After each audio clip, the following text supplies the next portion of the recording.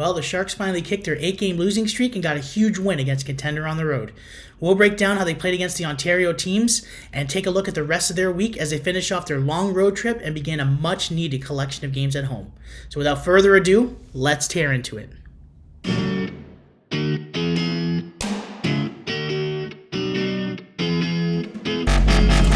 Welcome. It is episode 20 of the Teal Teardown Hockey Podcast. I want to welcome you here today, and wherever you are, whatever platform you're listening to, I just want to let you know I appreciate you being here.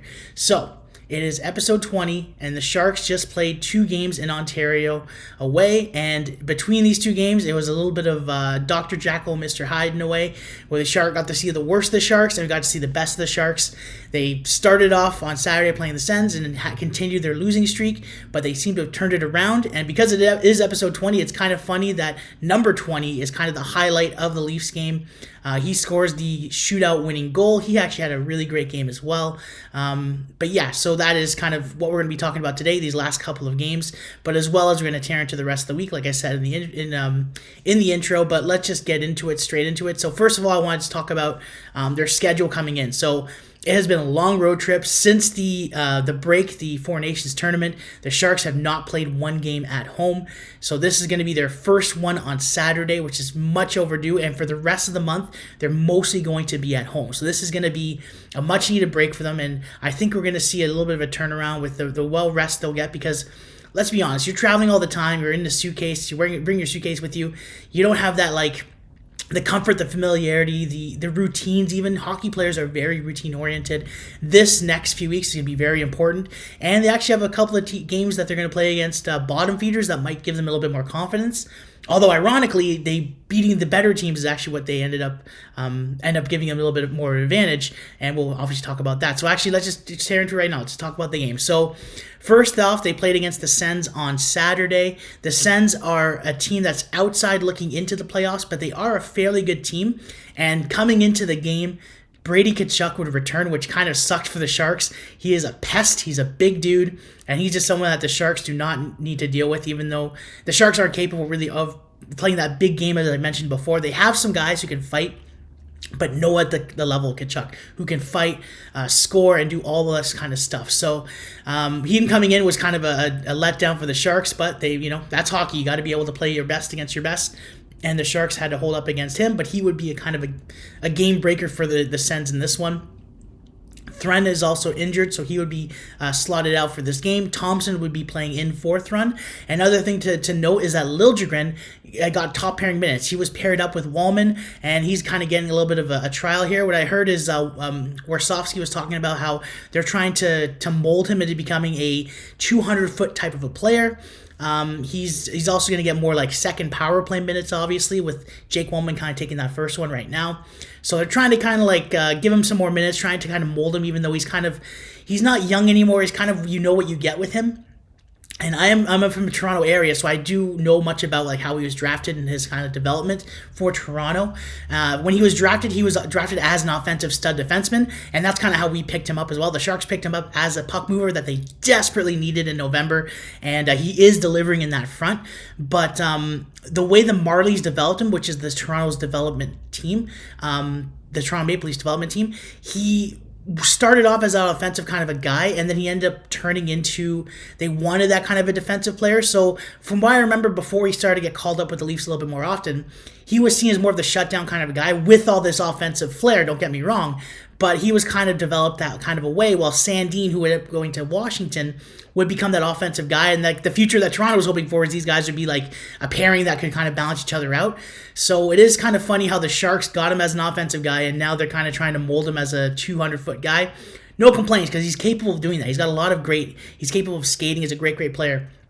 But yeah, so anyways, that's what I've heard is Warsofsky's trying to kind of mold him into that, and we can't complain with that kind of stuff. Obviously the Sharks need this kind of defense that are mobile like he is and are capable of doing that.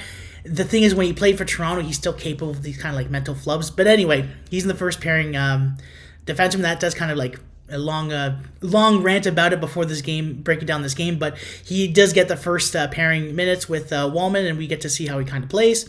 The game started off with 2 sloppy passes, one from Dellandrea, who's on a break, and he passes to nobody and gives it away to Ottawa, who ends up getting a break in the Sharks zone. That would be Dellandrea's first mistake of the game. He makes another one later, but for the rest of the game, he kind of makes up for it. He gets a couple of bad penalties, but he also ends up having a lot of good plays in this one. But yeah, so a little bit later, San Jose's pressuring Ottawa about 8 minutes in, and Sharks end up getting a power play, but Pinto ends up scoring shorthanded on this one. So Wallman ends up coughing up on the blue line, and then Pinto just picks it off and goes for a break, and he ends up scoring. It's his 3rd shorthanded goal of the season, so that's probably the worst guy you want to give it away to. Sharks would get their own power play goal early in the second. Toffoli is on the goal line, and it's meant to kind of means to pass to Celebrini, who's on the other side of the net, kind of backdoor, but it makes a weird little bounce and goes in the net. People think that Celebrini actually got it, but it actually would be a Toffoli's goal. No complaints there. It is 1-1 San Jose and Ottawa. And Liljegren would actually score a little bit later from the point. It was his 3rd of the season, so that would make it 2-1 San Jose, and the Sharks have a lead for a first time in a while, and things are looking pretty good. And yeah, this obviously would not turn out well a little bit later. But yeah, so later in the second, Sanderson smokes Smith. It should be an interference call, but the refs let it go. And it's just one of those things where the refs, it feels like over the last week or two that the refs have been against San Jose. I don't know if it's, obviously I joke that it's intentional with my my memes. I'll take the pictures of the refs wearing the colors of Calgary and Winnipeg last week. But, you know, the refs do seem like they're calling things against San Jose that are a little bit ridiculous, and we see that in this game and the Leafs game as well. And then a little bit later, there's a call against Ferrero for roughing Ridley Gregg, and that's another one that's kind of like, Ferrero wasn't happy about that call, and that the period would end, and the start of the third, the Sharks would feel pressure in their zone, and Graf would get a puck over glass penalty. He would throw the puck over the glass, and that's a delay of game from the Shark zone, and yeah, it would be a 5-on-3 for Ottawa. And they would make no mistake. Brady Tkachuk has a 2-minute advantage. With the 2-minute advantage, scores on the hash marks there. Can't do much about it. He just uses his power forward ability, kind of wills his way towards that area and just snipes it perfectly. And Vanacek can't see it, so that goes in the net. A little bit later, Stützle would score a weird one. So Vanacek plays the puck. So this one's a little bit of a weird little bounce there, and Vanacek tries to play the puck. Unfortunately, the bounce doesn't go his way. It doesn't stay behind the net. It kind of bounces right in front of the net. And as Vanacek's trying to run back to his net, like Stützle makes no mistake to an open net, scores a goal, and at this point, I believe it's 3-1 Ottawa, 3-2 Ottawa, sorry. And then Perron would score from Chabot, and it was 3-2 Ottawa. Yeah, 3-2 Ottawa, and then Perron would score from the Chabot. It was an ugly rebound given away by Vanacek. He kind of flicks it up, and then it would be a goal, so that's not very good at all. And yeah, then later, Ridley Gregg trips Wenberg, and San Jose calls a timeout before the power play. So this is right near the end of the game. It's 6-on-4, so there's a power play for the Sharks, and they pull Vanacek. So Smith would end up getting a nice goal. It was a nice little tic-tac-toe play. Celebrini passes to Eklund, and then right across the back door, it's Smith, and it's 4-3 Ottawa. So the Sharks would make it 4-3, and there'd be one goal away. They pull Vanacek for the rest of the game, but Amadio ends up getting the empty netter. He seals the game. It's because Smith is getting a pass from the offensive zone. He's by the point. He kind of fumbles. The pass is a little too hot for him. He kind of fumbles it, and then Amadio kind of takes it, has a little break, and then wide open net. Nothing you can do about that. He ends up making it 5-3, and that would be the game. There was a lot of penalties in this one. It kind of cost the game, but at least the Sharks kind of fought hard in this one. Dellandrea had a lot of really smart plays. Like, he's the type of guy that's actually, I'm hearing, is maybe on the trade block right there. He's actually might get some value for him, and the way he's been playing this game was actually pretty good. Like, he played pretty hard to the point he got a couple of those penalties, but he was showing that he actually has a lot of he cares a lot. He's a lot of effort, and he had a couple of good chances there. Obviously, he's not a goal scorer. He's not like a sniper, but the fact that he's willing his way to the net and the type of guy you want in the playoffs is the way he's trying to play. That, you know, he gets these kinds of goals, these kinds of opportunities. Maybe they're not going to be goals, but in the playoffs, those are the chances you're probably going to be able to get a goal because the Stars are shut down. There's not really much room to play around there, so you have to will your way to get these goals. And the way he was playing in this game was a lot like that kind of playoff guy that you would want to get. So that was a huge for that one. But unfortunately, the Sharks are on an 8-game losing streak at this point. Their tide would turn on Monday night. But unfortunately, that's just how the way it goes, and the Sharks end up blowing that one. They had a lead again, and they ended up blowing that one. But nothing you do against that. That's the way it goes in this game, and with the basement team that the Sharks are. So the next game, the Sharks are in Toronto, and it's a big game for a lot of Sharks players. Toffoli, Ferrero, and Jack Thompson are from the area. I believe Luke Cunnin is as well. So these guys are obviously have their families there, and they want to play a little bit harder. And you could see some of these guys playing a little bit better. Like Ferrero, for example, had one heck of a game. He fought. He just had a lot of effort, a lot of good shots, blocked a lot of shots, and I'll break that down a little bit later in there. Because I believe in the beginning, I didn't put this on my notes here, but during the first power play for the Leafs, the stick breaks on Ferrero, and he ends up trying to block a shot with his body. He's pushing a guy. He's doing everything he can to make sure the puck doesn't go in the net. He had a crazy, crazy good game. So, anyways, another thing about this game I wanted to mention is that I mentioned the last game during the game previews, is this is the type of game that the Sharks were capable of winning, because I've noticed the Sharks are not a high-flying offensive team yet. They have the talent, but they're still very young. But they're the type of team that is, when they're willing to play defense and stick up for each other, they can hold up against a defensive type of team. We saw that against Winnipeg last week. They're capable of playing up to those opponents when the other team plays that defensive structure and plays that patient structure. The Sharks can play patient as well. And the Leafs this year, I was saying that the Leafs this year, they beat them because they have Berube's style of defensive game. But if it was the Leafs last year that was coached by Keefe, this game would have been 5-0 Leafs, maybe 5-4 Leafs, maybe even. But it still would have been a Leafs win because of their talent they have. But now that the fact that all the team is buying in and playing this defensive structure, the Sharks were able to kind of hold up and play that patient style as well, and we did see that. The Leafs end up getting up 2-0 here with their talent, but the Sharks were able to kind of hold on and play up to that. It didn't hurt that also these Toronto guys were playing with that extra effort, extra care, and it could be the fact that there's Toronto guys here playing for their family, but also there's a lot more eyes in Toronto when it comes to trade bait. So there's a lot more scouts here, and there's a lot more media guys that are going to be watching them. So with the Ferrero being on the trade block, Cunnin and Nico Sturm, these guys are going to play very well, and there's going to be a lot more of that small sample size that they're going to blow out of proportion because it's Toronto media. That's what they do. So we'll break into the game here. Ferrero gets in that fight late in the first with Fleet Myers. Ferrero came with lots of energy here because he's a hometown boy, and Fleet Myers did end up destroying him because he's a little bit bigger, but Ferrero did not show any give. It's because Fleet Myers would smoke Goodrow, and Ferrero would not take kindly to that, so he would actually stand up for Goodrow there, and it was a nice fight, but Ferrero did end up losing that one, I would say.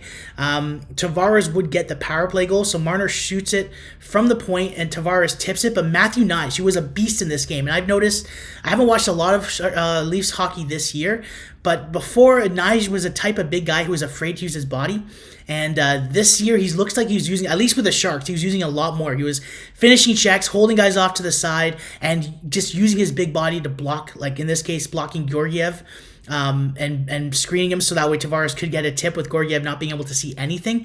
So he's really using his body this year, which is incredible to see. And this is what I mentioned with Mekmadulin. I want to see more of him doing that kind of stuff, which we actually did in this game. Mekmadulin did seem a lot more physical, which is nice to see because the Leafs were much more of a physical team. You're going to want to hold up to them.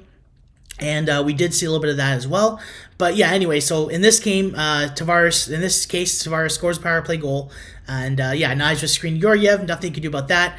A little bit later, Domi had a breakaway. And by the way, I was live in this game. I'm from Toronto, so I got to watch this game. It was awesome to see, but everyone in the crowd was kind of like, oh, Domi has a breakaway. You can see him shushing. And I was like, not worried about that. He kind of has stone hands, and he ends up being stopped by Georgiev. I wasn't worried at all during that power play, but everyone, I remember the crowd going kind of crazy, like, oh, what's going to happen? And, nothing to really worry about, because no offense to Domi, but he's not really much of a gifted goal scorer, let's say. A little bit later, Nyes would get a goal, so it was an awkward bounce in front of the net, and Matthews kind of puts it in front of the net, and Vlasic is battling Nyes. And again, Nyes is just a huge guy, and he's finally using his strength. Vlasic just couldn't handle him. Like, they're kind of battling their sticks together. Nyes would out-muscle Vlasic, and the puck would go in the net. Georgiev was kind of out of the net, though. I kind of want to put a little bit on him for that one, because I don't know what he was doing off to the side. I guess he was anticipating a pass for Matthews, but he gave so much space for Vlasic and Nyes to battle right in front of that open net. that, you can't really do that. You got to be blocking the net. That's the whole point. You're supposed to tend the goal. So yeah, that would make it 2-0 Toronto. But a little bit later, into the third period, in the beginning of the third period, Jack Thompson makes no mistake from an open net. There's a weird point shot from behind the boards. It bounces behind the net to the other side, and Stolarz just has an open net, does not see that bounce. Can't blame Stolarz. He had a great game for the Leafs. And Jack Thompson would snipe it in the open net, making it 2-1 for Toronto. And this is when the momentum started to kind of change for San Jose. Before, they're kind of holding on and trying to do their best to kind of like hold up for the Leafs offense and just their bigger, harder team that were just like playing heavier. And this kind of just changed things up. And I know that the Leafs kind of get their grief for this kind of stuff of blowing leads, but this is a big one for them that they kind of like tried to hold on and they end up kind of blowing that kind of thing, and things would change momentum wise. Wenberg would get a wraparound goal. So this was a beautiful play, and mostly from Toffoli. I want to say, not giving credit to Wenberg though, going around the net, making a beautiful pass to the slot, but Toffoli sneaks in just at the right time as Wenberg gets around and perfectly sets it up. Toffoli sneaks right between three Leafs guys who are just kind of like making a triangle around Stolarz in the net, and he finds that one little spot that he could find, and Wenberg perfectly gives it to his stick, and Stolarz, who's expecting the wraparound, kind of gets stuck in his net, so his leg gets stuck on the other side, and basically gives Toffoli a wide open net, while the Leafs defense doesn't really do anything to stop him because it's just a quick play. Toffoli quickly just sneaks in there before, in an instant, like it's three Leafs, and then all of a sudden Toffoli's there, and and he gets the puck, and it's in the net. So that would make it 2-2, and from then on it would be kind of a little bit of a back and forth, and the Sharks would hold on, and it ends up going to overtime. So overtime, the Sharks had a couple of chances there where Wenberg would get a 2-on-1 with Wallman. Wallman would shoot it, and it would be robbed by Stolarz, but that was a good chance. And then near the end of the overtime period, Celebrini was in the corners in the back. He gets the puck to Smith, who's wide open in the slot. He snipes it, but doesn't go in the net. Stopped by Stolarz, and that would end overtime. We would go to a shootout. So this is a big one for Toronto. So coming into this game, and I remember this stat because the Sharks, being the opposite of this, is the Leafs were undefeated going to this season. Going into the third period, they have not lost a game. If they're leading in the third period, they had not lost a game. Versus the Sharks have the worst percentage of starting the third period with the lead and then losing the game afterwards. So this is something that was like a huge thing. So the best of the team versus the worst team. And it would be the shootout here, and there'd be a few, the first few guys would actually not get anything. Celebrini makes a sweet move, so he tries to like do a little like deke, but instead of the full deke around, he kind of just trying to throws it 5-hole really quickly with his stick, but Stolarz does stop it. Matthews would go right after. He tries a little bit of a move, and it gets stopped as well. So it's still 0-0 in the shootout, but the first person who would actually make a good goal would be William Nylander. He ends up scoring a 5-hole, very slippery snipe, again playing with the deceptive with the stick, and just makes a perfect 5-hole shot. But then right after Toffoli responds, he snipes it to tie the game. So the shootout's tied right after. Tavares goes, and he can't beat Georgiev. And then it's all on Zetterlund's stick right here. He would kind of do a little bit of a left and right, kind of take his time, and he would snipe it past Stolarz for the win. This was a huge win for San Jose, and again, this is the Leafs, a contending team with a record of never losing this season after leading into the third. The Sharks would be the one to break that, and if you're a Leafs fan, obviously you're type, this is like the Leafiest thing, right? They're leading, and this is kind of a thing, but the one thing I want to mention is this year's Leafs isn't the typical Leafs we typically see. I know people say that every year as well, but this is a very defensive team. One thing is that they really improved this year is that they can close games. So the fact that the Sharks are the first team, the basement team, to be able to beat the Leafs, yes, it's a Leafy thing, but it's also credit to the Sharks. And these are the type of games the Sharks are capable of playing. Again, a defensive type of game. The Sharks have the patience to hold on because Warsofsky knows, and he's been training these guys, that they know that he doesn't have the talent that's mature and capable of scoring lots of goals. He needs to have these kinds of gritty games, and the Sharks are capable of playing that. So this was a huge win for the Sharks. Hopefully it's a confidence booster going into the rest of the week, as they are going to play another contender in a couple of days. But tonight they're going to be playing Buffalo, and let's just go into that right now. As the game tonight is going to be Sharks in Buffalo. And I'm gonna guess that Vanecek's gonna get the start since Georgiev played last night. Buffalo Sabres are a basement team as well. There's nothing special about them. They're actually the bottom of their conference as we speak right now. They are 24, 29, and 6. They have a 4.58 save percentage, 54 points in the season. So obviously they're better than the Sharks, but they are still a basement team. They have no hopes of making the playoffs this year. Their top scorer is Tage Thompson, who surprisingly didn't play for Team USA, which is kind of a shock because they could have used a guy like that. Huge, he can score goals. He's pretty good, and I don't know why they didn't pick him. JJ Peterka is another interesting name that's top in points. He's got 47 points in 57 games, and then Alex Tuch with 47 points in 59 games. I don't know what the Sabres' plans are for the trade deadline, but they do have a lot of good names. They could probably, if they want to turn this team around in the future, maybe a hockey trade, a good player for a good player, but there are guys I heard that are on the trade block like Alex Tuch. And their defense is actually pretty strong. So they have Rasmus Dahlin, who has come into his own as one of the top defensemen in the league. He's got 48 points in 51 games, almost a point-a-game defenseman, which is it's rare to see. And so he's a very, very good player. They're not going to get rid of him, that's for sure.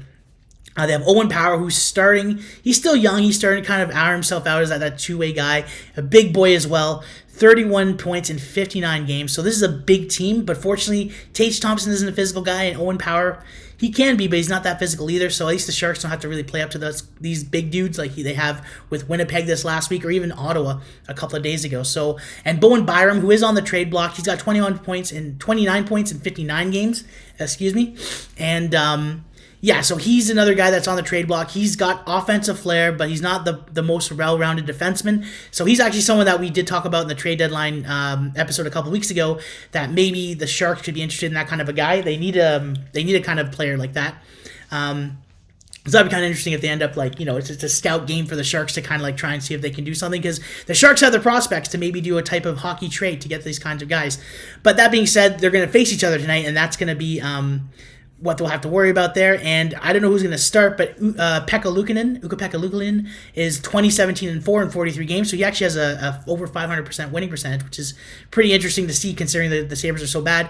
And their backup, which I think is going to start just because of the history, is James Reimer. He's 2-7-2 in 13 games, and I would not be surprised if he gets the start just because of the history with the Sharks and Reimer. But yeah, he's got a .895 save percentage, .299 goals against average. I'm going to guess that he's probably the one who's going to be in for this one. And the Sabres, the person who's in the hot streak right now, Rasmus Dahlin's got 6 points in 5 games. Alex Tuch's got 4 goals in 5 games. And Dylan Cozens, who's another name who's on the trade block, has 4 assists in 5 games. So he's obviously making a name for himself, trying to get himself maybe traded to a good contending team. The Sharks could also use him for center depth, but I mean, that's probably few and far between. But anyway, so November 23rd is the last time these guys face each other. Buffalo beat San Jose 4-2. It's going to be a tough one. I don't know if the Sharks have the chance to win after such a high yesterday and they played such a defensive type of game.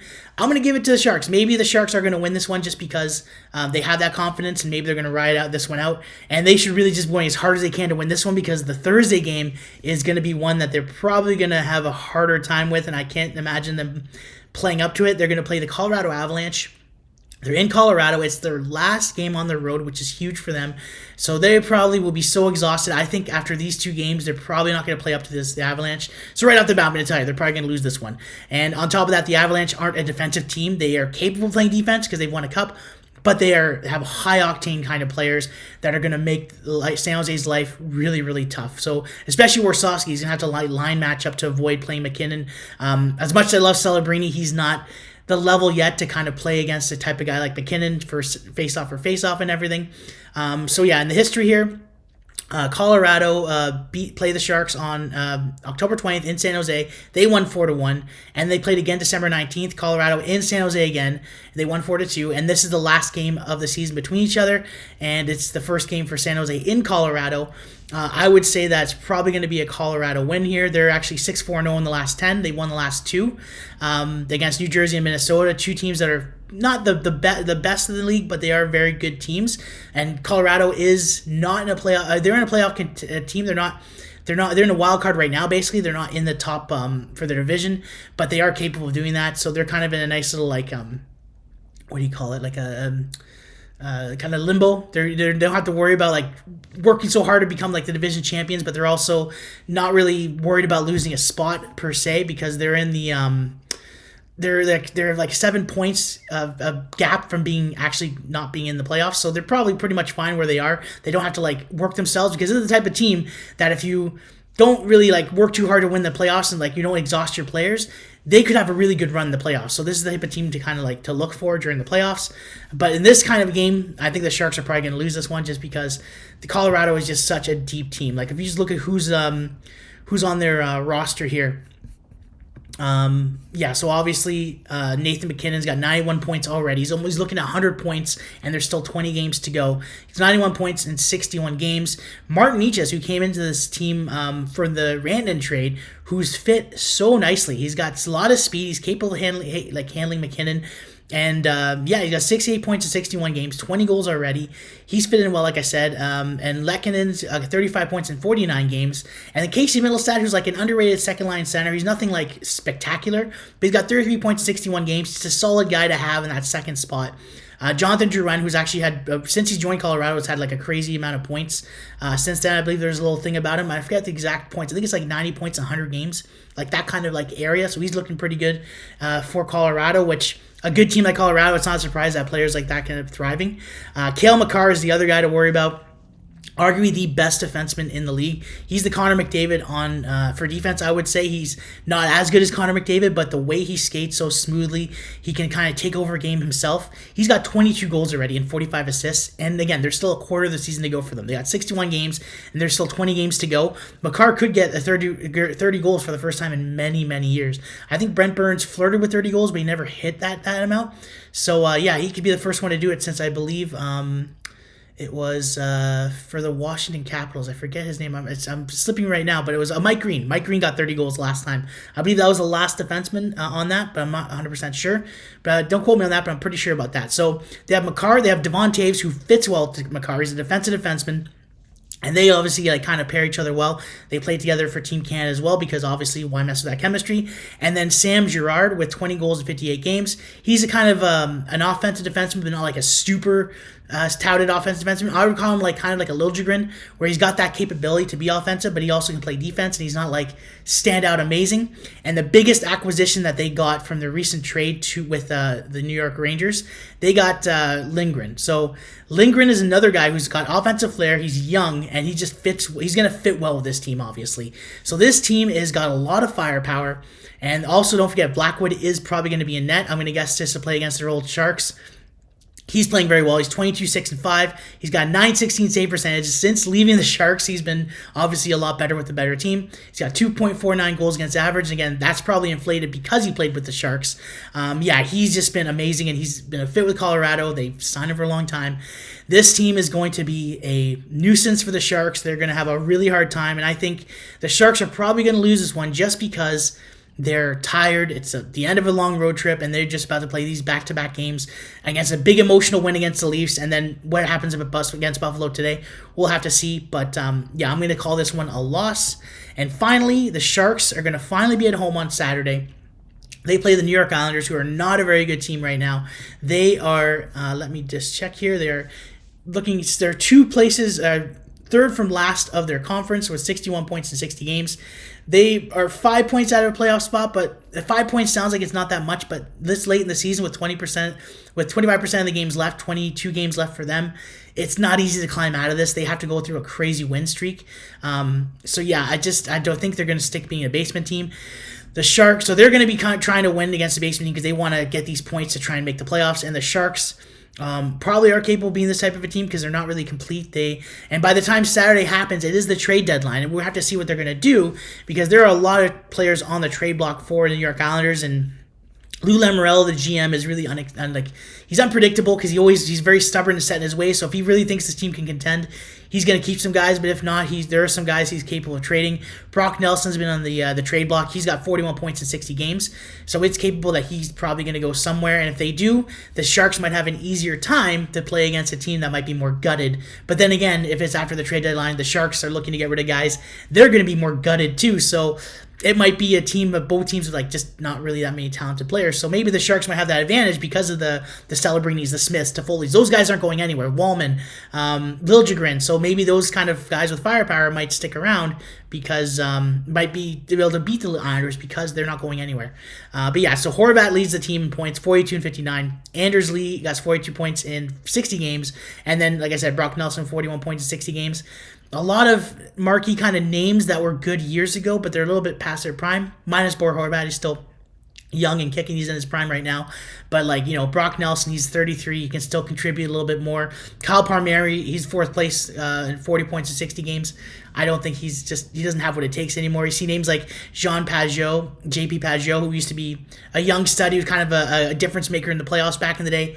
30 points in 59 games. Again, nothing crazy. But here's a crazy one. Matthew Barzal. Now, he was injured this season, so he's only played 30 games. But he's got 20 points in 30 games. So he's another guy that's a capable game breaker. But he's not the same as he used to be. And old Shark, Anthony Duclair, he's way down there in points. But he's got 9 points in 30 games. Just wanted to mention him. He's playing for them as well. And in terms of defense, so Noah Dobson they're leading their points, 24 points in 49 games. He's on the trade block as well, which is surprising because he's like a really good offensive defenseman. The Islanders, if they get rid of him, they would have to rebuild because they are thin after that.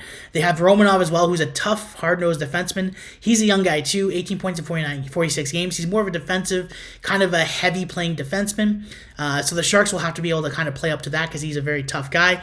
Ryan Pollock, who's kind of past his prime at least, and Pellich as well, lead the last two of the defense. So they are the guys who they kind of reminded me of, if you remember old Sharks, Ragnarsson and Rathje. There's these two guys that really fit well together, and almost like Vlasic and Braun too, but not to that level of skill that Vlasic was at the time when his prime. But they're just the shutdown pair that's very good at what they do, and they almost feel like peanut butter and jelly together. And they're probably the second pairing together.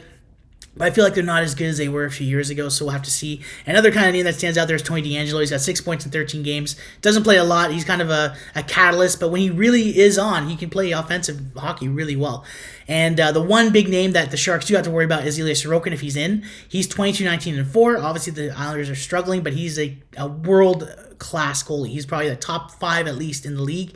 So he's capable of stealing games as well. If the Sharks face them, it's going to be a tough one. If not, if it's Varlamov, they probably have a better chance. He's 3-4-3, 889 save percentage, and 2.9 goals against average. So yeah, that's going to be the Islanders game. I think the Sharks, it's hard to say because of the trade deadline where the Sharks are going to be. And who they have left, but I do think they're capable of being the Islanders. The Islanders beat the Sharks on January 18th, 4-1 at home. So the Sharks are now at home against the Islanders, so maybe there's a chance that they're going to beat them. We'll have to see, so I'm going to call maybe the Sharks win this one because I think the Islanders are going to be gutted by this point, and the Sharks, while also being gutted, they're going to have more skilled guys kind of in the lineup, and there might be that energy reinvigorating that team. So yeah, I'm going to say the Sharks might win this one, and hopefully they win against Buffalo, and then obviously Colorado is a wash. I think Colorado's going to win this one just because they're just that much of a better team. So yeah, that's what I'm going to predict for these games for this week, and let me know what you think what's going to happen. And I will be back on Sunday, back to a normal schedule again, where we're going to tear down into these games and then talk about the rest of the week as the Sharks start their long homestand. So I appreciate you wherever you are coming from, whatever platform you're listening from. Happy that you're here listening to me today. Let me know what you think. Leave a comment, leave a like, and subscribe if you really liked it. Tell your friends about this podcast if you really like Sharks hockey. I'm going to be breaking it down over and over again. So yeah, thank you again, and I will see you on Sunday.